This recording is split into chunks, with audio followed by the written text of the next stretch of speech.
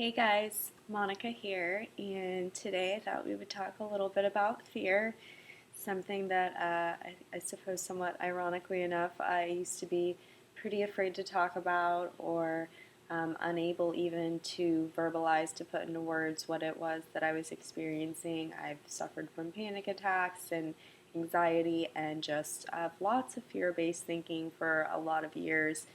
And it's still something that I can slip back into rather easily, so I have to be very aware of what it is that I'm feeling, why, and use some steps that I've devised to kind of move through it a little bit more easily. And I think for me, it begins with just recognizing my humanity, recognizing that this fear is not only natural, but actually advantageous, that it's here to sort of propel me to that next phase of my life or that next situation that needs my attention. So, fear, I've heard it said, is a natural reaction to moving closer toward the truth.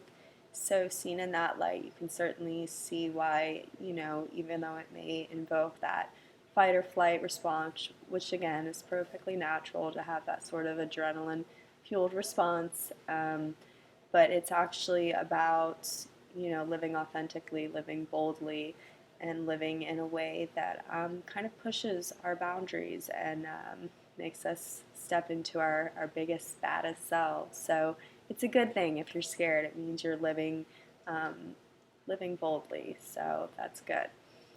So I think just recognizing that the fear is there to serve you, that it's okay to be feeling it. Don't beat yourself up. Don't be your own harshest critic. Just recognize that it's good.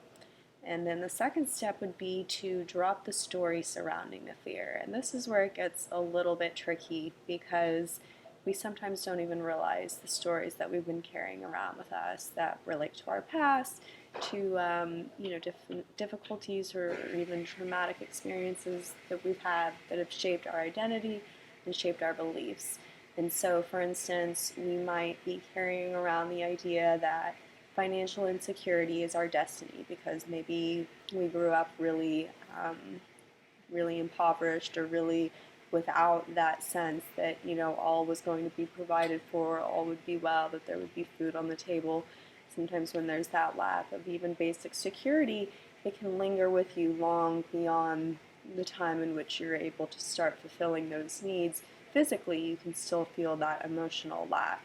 So something as simple as understanding, that you're not defined by your past and that financial security and even abundance is very possible for you is a really powerful step to kind of smash that disempowering belief and create for yourself one that really is going to serve you well.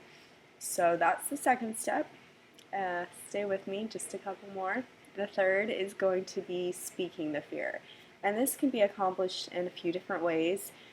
Personally, I like to journal, so I find it really cathartic to just kind of put pen to paper and just get it all out, and that way I'm actually able to gain a lot of clarity about what's sort of brewing right beneath the surface. I actually get some really surprising insight most of the time about what it is that I'm actually feeling because I'm sort of forced to put it out there and externalize it. And so it's really helpful for me. But if you're someone that prefers speaking with a counselor or a pastor, it really doesn't matter who it is as long as it's somebody that you trust, somebody that your information, your sensitive,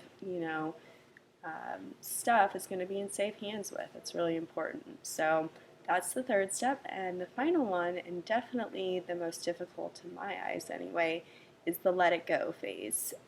Because it just sort of involves taking a big step back, relinquishing the control, which I know can be difficult for some of us, myself included, and just having faith that, again, your best interest is being served, that the universe has your back.